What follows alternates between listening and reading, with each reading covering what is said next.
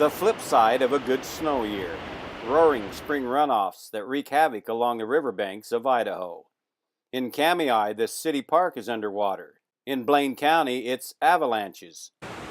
At Black Canyon Dam in Jim County, the spillways are roaring. And on Highway 95 along the Weiser River, Steve's Hometown Motors looks like a floating car lot without cars. Just across the road sits Campbell Tractor, not underwater, but surrounded by it. Brian Gale, Campbell Tractor store manager in Ontario, says high water is keeping equipment out of the field. They can't dare get in the fields. Their tractors will sink up to the axles and then they'll have a big mess. So they're just kind of waiting for things to dry out in the fields. Upriver in Cambridge, Keith Darling's house has become an island. The riverbed behind his house has been breached, bringing water all the way around his home. He says it's not over yet. What we've got the last 6 to 7 days with the rain and such is that the mid part of the mountains out there, because you get the lowland snow, and then you get the midland snow, and then you get the mountain snow up on top, and that snow is still on top, and there's a lot of it up there from what I hear. So it's going to we're going to have another rodeo here, I think.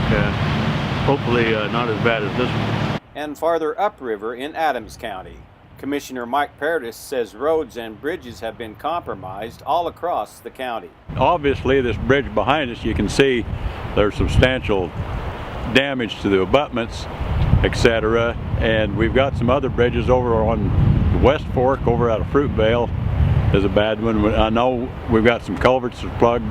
We're going to have a lot of gravel replacement, and when the water subsides, we won't really know until the water subsides to know just exactly what the damage is. But I know we're going to have a lot of riprap to do and abutment work to do. We've filed for an emergency declaration with the state.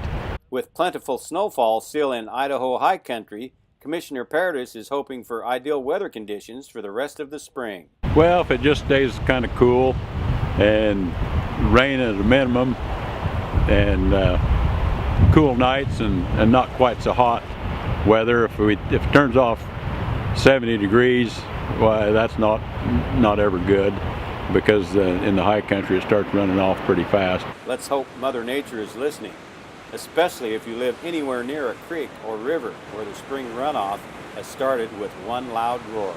For the Voice of Idaho Agriculture, I'm Steve Rick.